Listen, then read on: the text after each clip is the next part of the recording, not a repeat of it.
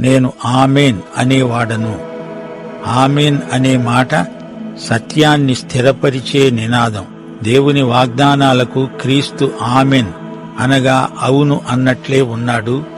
యేసే సత్యం. ఆయన నమ్మకమైన సత్య సాక్షి. ఆయన ఎంతైనా నమ్మదగినవాడు.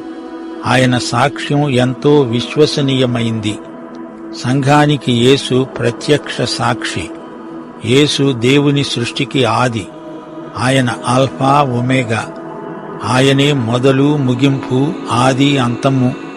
కలిగి ఉన్నదేది ఆయన లేకుండా కలగలేదు. ఆయన సృష్టికర్త.